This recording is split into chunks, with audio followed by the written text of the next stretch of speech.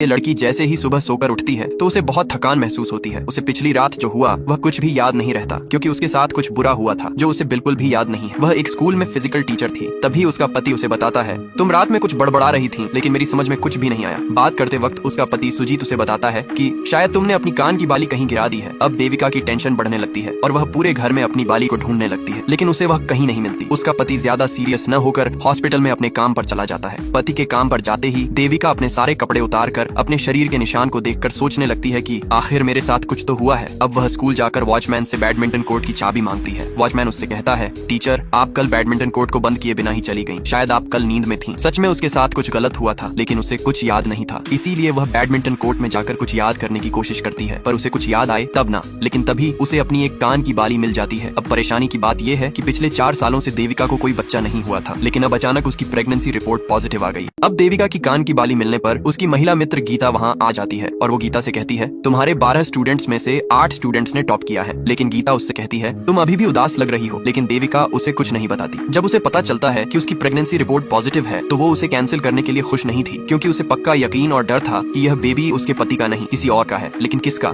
यह उसे भी पता नहीं था। इसीलिए उसने यह बात अपने पति को ना बताने का फैसला किया। लेकिन जब उसने फिर से गीता से बातचीत की तो गीता ने उसे बताया, यह सब केवल तुम्हारे मन का भ्रम है और अगर तुम्हें सच में कोई परेशानी है तो तुम्हें एक साइकियाट्रिस्ट के पास जाना चाहिए। तो देविका गीता से कहती है, शायद मेरे साथ किसी ने गलत काम किया है, लेकिन मुझे कुछ भी याद नहीं। अब रात को देविका अपने पति से दूर होकर अकेले कमरे में इंटरनेट पर अपना MMS ढूंढने लगती है, क्योंकि उसे शक था कि कहीं उसका MMS बनाकर किसी ने लीक तो नहीं कर दिया। लेकिन तभी उसका पति वहाँ आ गया और वो कैलेंडर को देखकर उसे पूछने लगा, कहीं तुम्हारे पीरियड्स तो नहीं आ गए। देविका ने उसे हाँ कहकर कमरे से बाहर भेज दिया और टेंशन के मारे वहीं सो गई। अगले दिन देविका ने गीता की मदद से स्कूल के CCTV फुटेज और सारे स्टूडेंट्स के रिकॉर्ड्स मंगवा लिए, लेकिन उसे वहाँ भी कुछ नहीं मिला। अब देविका को CCTV फुटेज और स्टूडेंट्स रिकॉर्ड्स में कुछ भी नहीं मिलता। शाम को देविका का पति और उसका दोस्त घर में दारू पार्टी कर रहे होते हैं। इतने में उसका दोस्त उससे सिगरेट जलाने के लिए लाइटर मांगता है। लाइटर ढूंढते वक्त उसे गलती से अपनी पत्नी की प्रेगनेंसी रिपोर्ट्स मिल जाती हैं। यह देखकर वह बहुत खुश हो जाता है और ये बात अपने दोस्त को बताता है। दोस्त उसे बधाई देते हुए कहता है, सुजीत मुझे पता था कि तू एक दिन बाउंड्री पार छक्का मार ही देगा। ये सुनकर सुजीत फूला नहीं समाता, लेकिन उसे यह नहीं पता था कि उसकी पत्नी के साथ कुछ ऐसा हुआ है जो उसे भी मालूम नहीं है। रात के समय सुजीत अपनी पत्नी देविका से बात करने की कोशिश करता है, लेकिन देविका बीमार होने का नाटक करती है। सुजीत को लगता है कि शायद वह उसे सरप्राइज देने के लिए ऐसा कर रही है। अगले दिन टीचर को उसके ही स्टूडेंट संदीप के भाई अखिल की शादी का कार्ड मिलता है। देविका सुजीत से अपनी माँ की तबीयत का बहाना बनाकर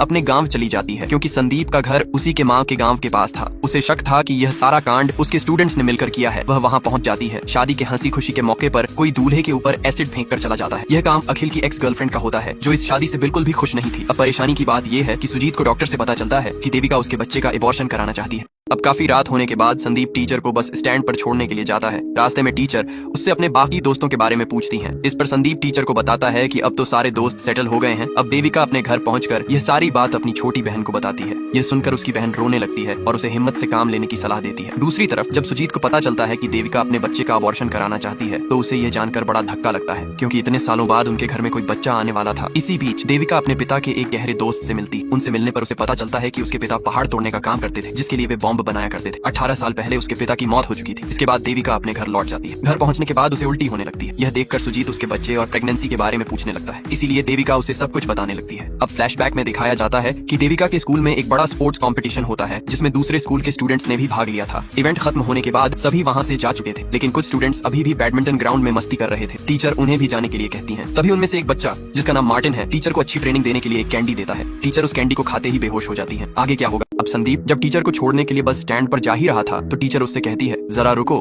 मैं अभी आती हूँ। इतना कहकर थोड़ी देर में वह वापस आकर संदीप की कार से अपना पर्स ले लेती है। दरअसल टीचर ने अपना पर्स जानबूझकर ही गाड़ी में छोड़ दिया था, ताकि संदीप उसके पीछे जिसे भी कॉल करे तो अपने फोन में रिकॉर्डिंग कर आसानी से सुन सके। इसके बाद जब टीचर संदीप और उसके दोस्त मार्टिन की कॉल रिकॉर्डिंग सुनने लगती है तो रिकॉर्डिंग में संदीप मार्टिन से कहता है, जो हमने उस रात टीचर के साथ किया उसकी तहकीकात टीचर अभी भी कर रही है, लेकिन उसे शक है कि आखिर उसके साथ किसी ने कुछ गलत किया है, इसीलिए तुम सतर्क रहना। तभी मार्टिन संदीप से कहता है, टेंशन मत ले, मेरे पास टीचर की फोटो और वीडियो है, जिससे हम उसे डरा धमका कर चुप करा देंगे। ये सुनकर देविका फुट फुट कर रोने लगती है, क्योंकि जिन स्टूडेंट्स को उसने आगे बढ़ने की राह दिखाई वही लड़के उसके लिए शैतान बन चुके थे। दूसरी तरफ जब टीचर को होश आता है तो वह नींद की हालत में अपने घर चली जाती है, क्योंकि उस कैंडी को खाने के बाद टीचर को बिल्कुल भी होश नहीं था। ये सुनने के बाद सुजीत देविका से गुस्से में कहता है, ना जाने तुम किसके बाप को मेरे नाम से पाल रही हो। इतना कहकर वह सुजीत वहाँ से जाकर ये सारी बात अपने दोस्त केविन को बता। को कुछ भी समझ नहीं आ रहा था कि अब वह क्या करे। दूसरी तरफ सुजीत अपने दोस्त केविन से ये सब हुए कारनामे को शेयर कर चुका था। तो उसका दोस्त उससे कहता है, मैंने तो पहले ही कहा था कि अपनी बीवी को अपने काबू में रखो, अब तुम जल्दी से उसका अबॉर्शन करवा दो जिससे समाज में बदनामी न हो। इसीलिए सुजीत अपनी पत्नी को समझाने के लिए केविन से ही कहता है। अगले दिन जब सुजीत और केविन घर पहुंचते हैं तो वहाँ पर सुजीत की माँ भी मौजूद होती है, इसलिए